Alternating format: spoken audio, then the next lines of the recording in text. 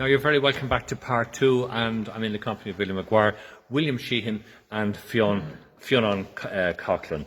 Now, you wanted just to say something there. A small thing about just you. Yes, yeah, please. He was born in a tiny little village in Lisrabin in Kilchkeen in County Cork. All right. It's a very tiny village, and the father, they moved at a very early age back to Killarney, and his father was the keeper of the golf course there. I see. And he had actually a very good handicap altogether. He was faculty had exceptional, but he came at a very late vocation here in 1918. He came here at 20 years of age. Normally, they always took him in at 14 to 18. Really? That young? Yeah, 14 to 18. So he was a very late vocation. I see. And the only reason he was allowed in is the Bishop of Britain. Just see, he was only accepted by the Bishop, who would pay for him, really. Right. So that had to be done. What's his father And the same, RIC, man? I'm not sure, but all I know is, sorry, I knocked off this. Oh, you're fine. It's happened to me on numerous occasions. I thought I had this. You're grand, you're fine. But the main thing, the same bishop brought him to South Africa because he was only the last year he became a priest. Yes. So he was moved to South Africa with O'Flaherty to sponsor with the Bishop of Cape Town, Cornelius O'Reilly, in whose diocese he would be posted after ordination. A big step for a young man who would never have set foot outside of Munster. You know. My goodness. So that's just a small bit of background, you know. But Hugh O'Flaherty then had travelled, obviously. He did. His From first post. Here, his first post was out in South Africa. South Africa. So he spent 4 years here. He came in at 20. Yes. He became a priest. He was really grew up very fast in the midst of the whole lot and became a priest. Yes. And then his first posting was out in Cape Town. Out in Cape Which is Town. phenomenal, really. Amazing And, for you know, that time. The history here has Yes. been unbelievable. I suppose not going away from it, I'd love to ask the question, Yes. where was the heritage and where was whatever people, county councils, with this building idle for 20 years, Yeah. leaving it in the state it is? And this is our I would love to summer. ask the question, because at the moment, you know, the building here has belonged to the people. We're only just ordinary people. Yes. Just Well, I can trustees. assure you it's in great hands. Yes. The trees are ours. So everything that lives is sovereign.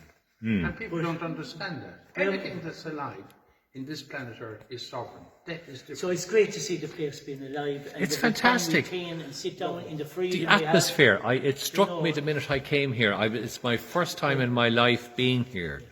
And the And John, atmosphere, the cordiality, it The one hits thing you. that lifted me is the atmosphere, and I hope it's the Holy Spirit, love, joy, peace, patience, and that's the whole.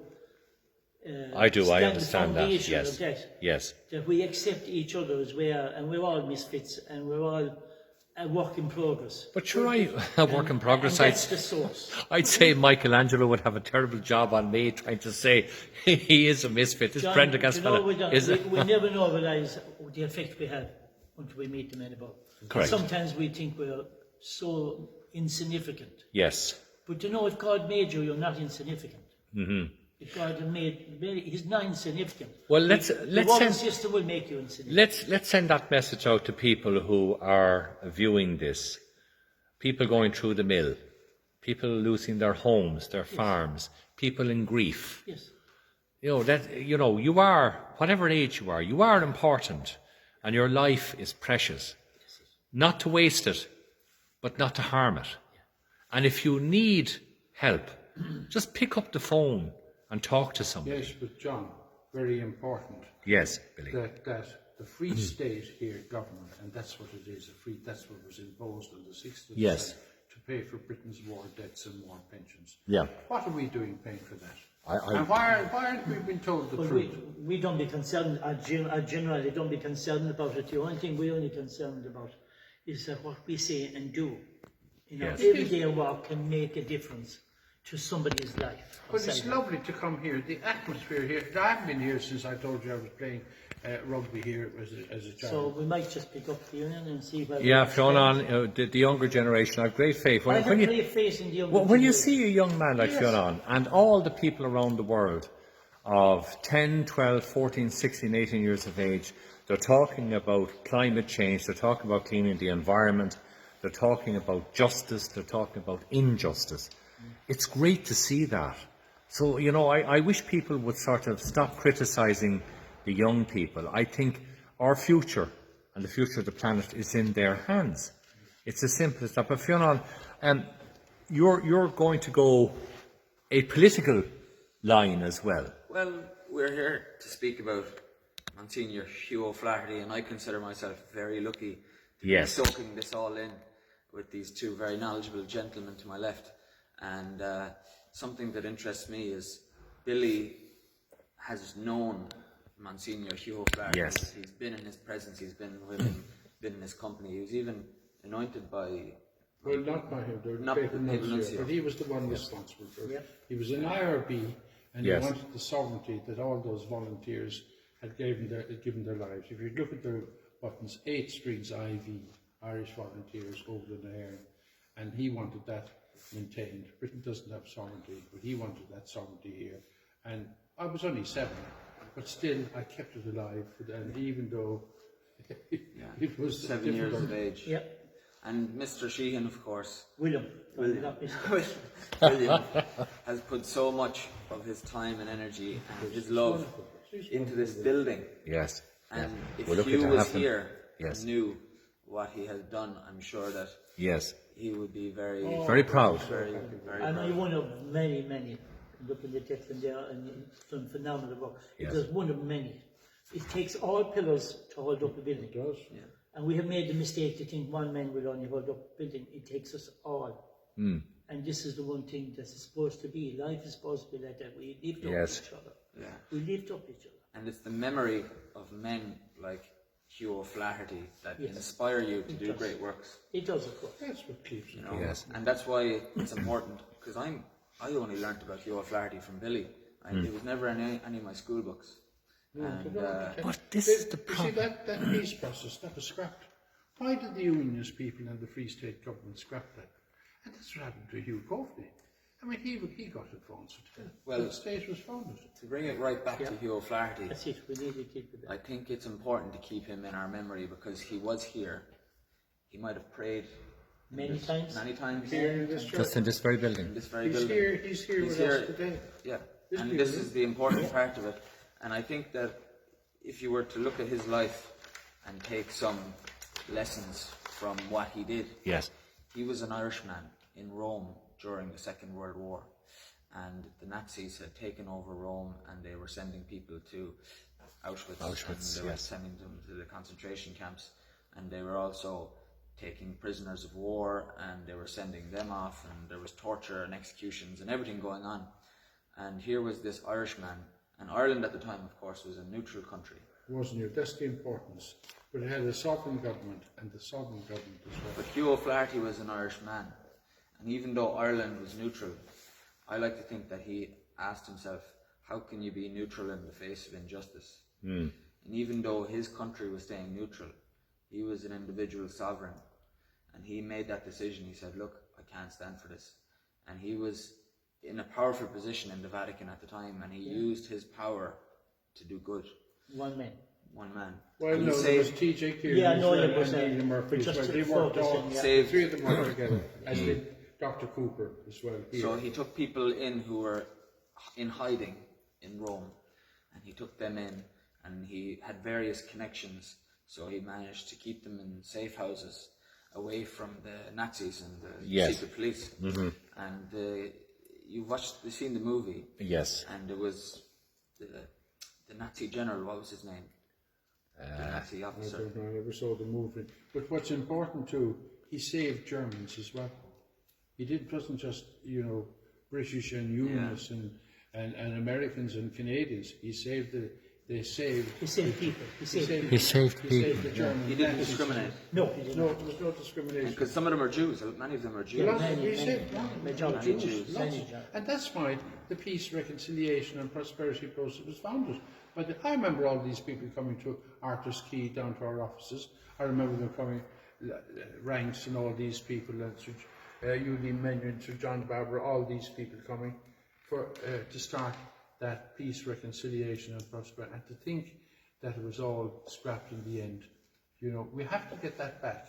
because we're not going. Well, that's why we're here, isn't it? Yes. That's why we're here. That's why we're here. Well, that's why I'm here anyway. I can tell you, and I'm not letting it go because that's what I gave in 1950, and I've held that ever since. And the mandate I have is the 1918-32, which my family put up a substantial amount of money for.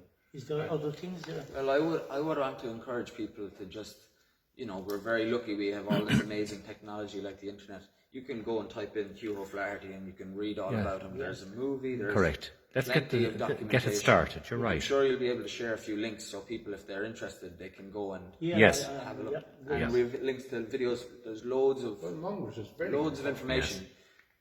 But bringing it right back down to here and now, the story of Hugh O'Flaherty was interesting to me when I started looking into him because he didn't discriminate and he didn't see people as black or white or Jew or Christian. He saw good people and he was trying to save them from being sent off to death camps, sent to their death. And when the Nazis found out that he had been going behind their backs and taking in these Jews, they were infuriated. And the general or the chief officer, whoever he was, he actually put out a warrant for Hugh O'Flaherty to be captured. If he set foot outside the Vatican, to be captured and to be tortured and to be executed. Captured, tortured and executed if Hugh O'Flaherty was caught. Luckily he was never caught. But the most interesting part of the story for me was after the World War. This Nazi officer met with Hugh O'Flaherty. And we'll have to get his name, but that's the most incredible part of the story. He converted to Catholicism. That's right. And My goodness. they became friends. Absolutely. The Nazi officer who called for his capture, his torture and his execution, Hugh O'Flaherty turned around, opened his heart, opened his arms, embraced this man, and they became friends. Isn't that amazing? It's just amazing. And he was here in this very room. So It's just absolutely. But William, thank you, Finan, for that, because this is instilling the seed of thought in people's mind, and you don't need a third level education to go out and start conversing about what Billy has said and about 1918, the importance and the difference between sovereignty and corporate governments. There is a huge difference. Our history is so bloodied and intricate that it takes years for men and women even to get to a point of thesis even on our history. But it's something that belongs to every one of us. It's in us all. It's in us all. Even to the heavy-duty rugby player behind me. Is that Declan? Declan. It's in him too, And I still I can't get rid of the saying about Thomond rugby. Kick ahead, any head. It's brilliant. But the point is that we are a unique people. We're a chosen people. Maybe a chosen people, yes. And we've seen that in Askeaton. If we could get tours and school children just to go there to Anthony Sheehy as well. It's just what the monks have done and left behind us. Before we finish, John, yes, sure, Billy. We thank William. Of course. We thank what he's done here. Yes. And I'd encourage people to come out and see what's here. Yes. Absolutely. We just thank the centre, really. We don't thank individually. No, but it's a lovely feeling you have here. Atmosphere. And it's wonderful just to It's capture free it. and easy. It's lovely. Past pupils will come in here. Yes. From Canada, all over. And Fantastic, fathers, yes. They can go up and see the rooms where they were. Where they stayed, yes. You know that we have actually, we have photographs of the bed. There's one of the rooms up there. Yes. I'm not sure, can you see it there? Yeah, just lift it slightly. Actually, yeah. Oh, yeah. Oh, it's like the dormitory, is it? Dormitory. That's where the dormitory is. Look, Yes. This is where the food My hall. goodness, yeah. My goodness. There is unbelievable history. History here. Now, do you mind me asking, is this a consecrated church at the moment then? Is this still used, we'll say, by... We do have a Sunday church here every Sunday. Every Sunday, right. We do, yeah. Okay. And we have a children's school. It's used for lots of different... Yes, and this is the... We have concert here. We have... Yeah, and... I see a quote one time, if I can get it. It says, church should never be a museum No. of masterpieces. And that's what But it happened. should be like a hospital for those who are afflicted, even That's what it should be. self-afflicted. And that's what it And was. this is what it is supposed to be. Very good, yeah. So the building is used for all different. I understand kind of that. a school So that's why it's called the Limerick Christian Centre. It is, yeah. It should embrace all. Embracing everything. It's And I'm fantastic. not saying we have it all right and you name it. No, but sure. we're only just There were a lot of it. we're just Yeah. portraying. We're all imperfect, and we know that. We should know that. I feel very, very at peace here because William has stated we're a shower of misfits. I'm We're delighted. short and misfits. I'm delighted you said it. And that's very important. Now I feel normal. I mean, if you met me one time, I would tell you I knew it all, and we were such a big businessman, you were this. But a very And successful it's man. only all false. But a very successful man, William. Success is a lot of different. You can talk about success and do a whole thing, but success actually can destroy It's most yourself. people. Yes. Success tries. We've seen him in the football game. We've seen footballers and they have the top of success and they Yes. end up on drink or whatever. I know, so we I have to be understand very that. careful. What is success? To my knowledge, success is just treating people. With respect. beings. And Human those beings. people acting. Give me that person in there before anybody. I get top footballer or I go top. I know, yes, yeah. People Fiona, make a difference. just before I go back to Billy to conclude, is it fair to talk at the moment about your ambition maybe coming down the line, or would you rather me just wait and see? He said it best. It's not about success. It's about, we're here to talk about Hugh O'Flaherty and to learn from his Very good. example. Yep, that's So I think we'll leave that. We for leave that another for another day. If you keep that your cornerstone, you will not go wrong. Yeah. And now- There's sound You advice. will not go when you wrong. finish with And the this one, foundation stone is. And when you read that, extending which it. you were supposed to do last week and didn't do it. All right, That would be okay. A yellow card. A yellow two card? yellow cards you've been. Listen, I have received so many red cards on the playing field of life in my life that it's amazing I'm allowed back onto the pitch. Patience, that's all I know. Are you What? finished? Are you I'm finished all You totally. finished? All right, I'm going to take a quick break. Right. I'll take a quick break anyway to get my breath because I've just had so much wonderful information among great people, and I'll be back with you very shortly.